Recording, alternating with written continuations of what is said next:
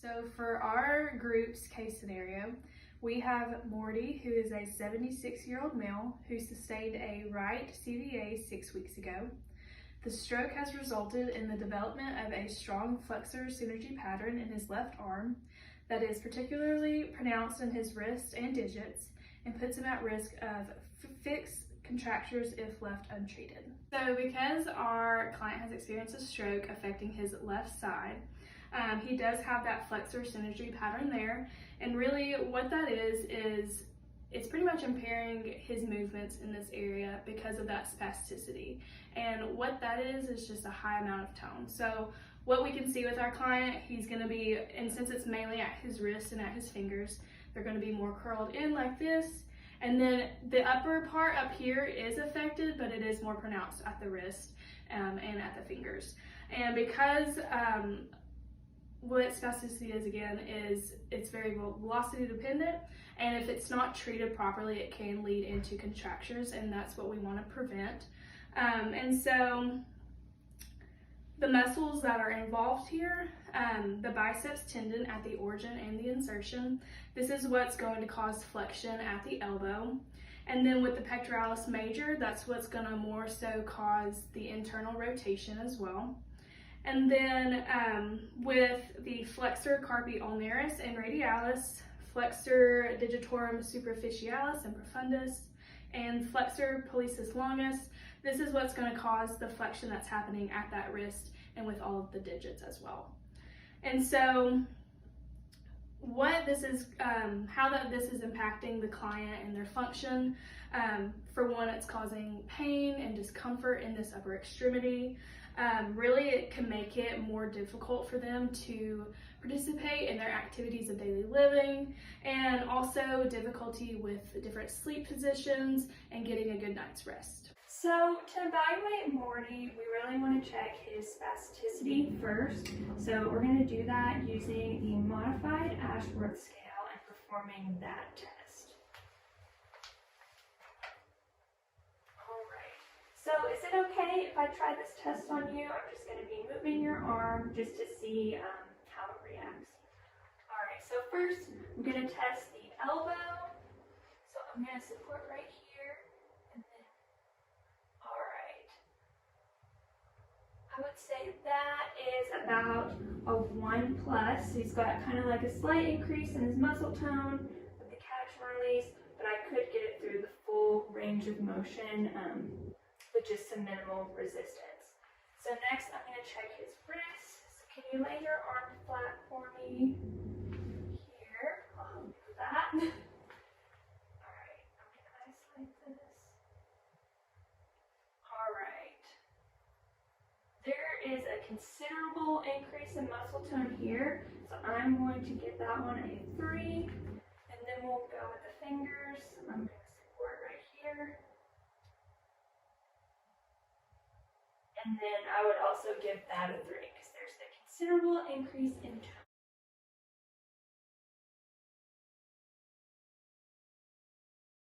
Assessment we're going to do is the modified Barthel index.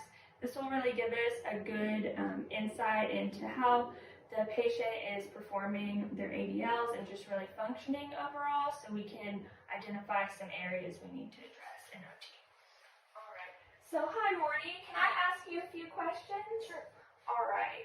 So, since your time here in the rehab center, have you had any difficulty with like holding your bowels? Have you had any accidents? No, we're still going good. Great. Now, what about any bladder accidents? All good there too. All good there. That's good to hear. Now, how has grooming been for you? Have you been able to do things like washing your face, brushing your hair, brushing your teeth, or shaving? No? I can't do that. Okay, so you've got someone helping you with that? Yeah. Great. Alright, now how about using the toilet? Have you been able to go and do that on your own? No, I've been having to get help with that too. Okay. Now, how about feeding yourself? Have you been able to feed yourself at all? I have to use my other hand. Okay. But it's still hard to do.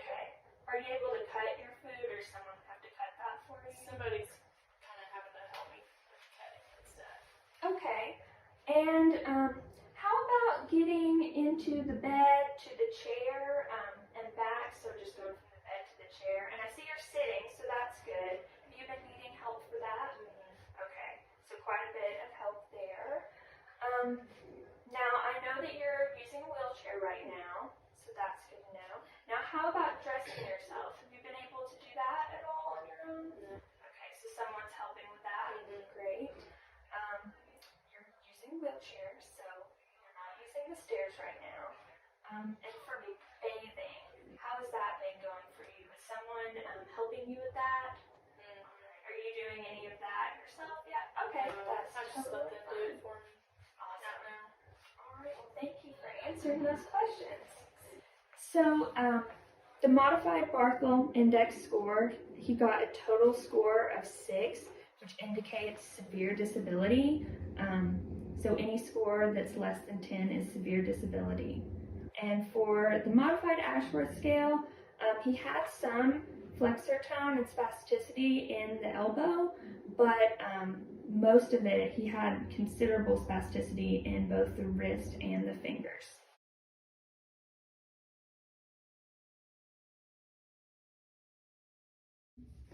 All right, so the modified Ashworth scale assessment that I did, I found at the elbow there was a slight increase in tone, so I graded this a 1.1, which it just indicates that slight increase in muscle tone manifested by just a catch followed by some minimal resistance throughout the remainder of the range of motion. So that shows that he does have some spasticity going on there. For the wrist, I scored that one a 3. That's because there was a considerable increase in muscle tone, and so moving it passively was very difficult. So this is definitely an area that we want to target through OT. Also at the fingers, I graded those 3 as well because it did have a lot of tone and it was difficult to get through that whole range of motion. So it's really important that we address this, especially at the fingers and the wrist. For the Barthel Index, or the modified Barthel Index, as far as bowel and bladder continence goes, he's doing just fine there, and so that's not a concern for us at all. He needs the most help where he's like totally dependent with grooming, so things such as washing his face, brushing his teeth, or even shaving. Toilet use, he's dependent because he's not able to manage his clothing or anything like that. He's also dependent for mobility because he is using a wheelchair. This also inhibits him from walking up the stairs, obviously. Dressing, he's dependent in, but it would be great for us to teach him some adaptive dressing techniques so he could get some of that independence back. He's also completely dependent in bathing as well. Some of the areas he is doing okay in is feeding, so considering that his right side is still intact, he's able to, bring the fork, get his food, bring it to his mouth. He does need help with cutting his food prior to that though, but he does have some independence there. And transferring, he has a bit of independence there. He does need major help from someone that's doing most of the work, but he can sit up on his own. So all of those scored together ended up being that score of 6, which is indicating severe disability. So it has a lot of areas that we can work on in OT. So we are the OTs that are going to be fabricating the client's splint today. So we decided to go with the resting hand splint since the client is at risk for contracture. Due to his stroke, he has increased tone. So the resting hand splint is great because it's going to keep an open hand position and the thumb is going to be abducted. So it's going to help keep that client in functional position and help us to prevent contracture. So for our splint size, we're going to take our splinting material. First, we're going to take the paper towels and we're going to measure the client. So we want it to be about 2/3 of the client's forearm, and then it's going to extend 1/4 inch past their fingertips. And that's going to be the size of our splint. We also want to cut it so it's going to wrap around 2/3 of their forearm. And so for our measuring, we're going to place the hand in intrinsic resting position, we want it to be in 20 to 30 degrees of extension of the wrist. We want the thumb in palmar abduction. We want the MC joints to be 15 to 20 of flexion, and the digits are slightly flexed. All of this just depends on how much range of motion the client has, and will depend on how much our measurements would be from that. Okay, so we have taken our paper towel and pencil, and we have measured the client's hand and wrist and forearm. So what we did was we marked the wrist crease and also the web spaces between the fingers and the thumb, and we also marked the starting point of the thumb. Now we are ready to go ahead and put it onto the thermoplastic, retrace that, cut it out, and then fabricate our splint. So now we're going to go over the steps for fabricating. So our first step is we're going to ensure the water in the fry pan is 150 to 70. Then we're going to heat the thermoplastic into the hot water until it's movable. We're going to remove it from the pan. We're going to place it onto a dry towel. We're going to mold the thermoplastic around the volar surface of the forearm, wrist, and wrap it with a tensor bandage. And then we're going to reheat the distal section of the thermoplastic and mold hand and thumb section. Yeah, and then we're going to go ahead and cut off any excess material, and we're going to roll those edges so they're nice and smooth and there's no sharp pieces. Then we're going to roll the proximal edge of the splint, just flare it out so it's not digging into the forearm. Then we're going to want to check for the pressure areas, so it's important to check those radial and ulnar styloids and make sure there's not any pressure on those areas. And then it's time to attach our straps. So we're going to take 3 straps. It's going to be loop Velcro material. We're going to attach it to the medial side of the splint, and the straps are going to go around it's going to be about 1 inch proximal of the forearm, and then we're going to have another one at the wrist, and then another one over the MCP. A special consideration is the transverse and longitudinal arches should be molded. We do not want to split a flat hand. Hi, so I'm going to be the OT today that's going to be educating you on your splint that you're going to take home with you. So the first thing that you're going to do is you're going to make sure you elevate the limb that the splint is on above your heart, or try to at least. So you can do that with a pillow or arm tray. And then you're going to make sure the straps are firm but not too tight. And then you're going to check the positioning of the splint and make sure it's supporting your hand and wrist. And you're going to also try to keep the splint really dry. So take it off when you shower, or you're washing your hands or doing dishes or anything like that. Just try and take it off during that time so it doesn't get wet and ruin the splint. And then as for some precautions that we look out for, you're going to make sure as you're putting the splint on that your skin is not red, it's not irritated, you don't have any sores. You're also going to make sure that you're not having any trouble moving your fingers, or they're going numb at all, or it's like tingling or anything like that. Any of those sensations are stuff that we don't want. So just let us know if you have or experiencing any of those, and we will look at your splint and see what's going on. Okay, thank you. Hi Morty, so I'm Jessica. I'm going to be your OT today that's going to go over the modality we're going to be using today, and then some precautions and contraindications to look out for. So we're going to be using an ultrasound. So we're going to be doing a thermal one, which means we're going to be using heat. Since you are at risk for contracture and your arm is experiencing a lot of flexor synergy, we want to be able to increase some of your range of motion.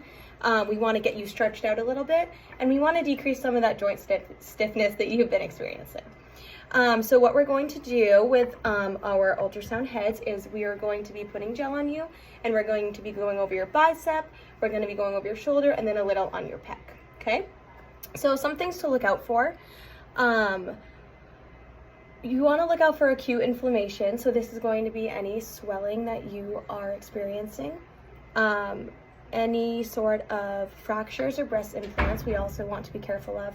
And we do not ever want to do an ultrasound over your epiphyseal plates. So that's going to be your growth plate. So luckily with your arm, we do not have to worry about that. So for your contraindications, these are things that we don't ever want to do an ultrasound for. So any sort of malignancy, if you have any sort of cancerous tumor, if you're pregnant, we don't want to do it if you have any joint cement, plastic, or pacemaker implanted in you and over your eyes or reproductive organs. And additionally, thrombophlebitis. So that is an inflammatory process, it can cause blood clots. Sound good? Sounds great. All right.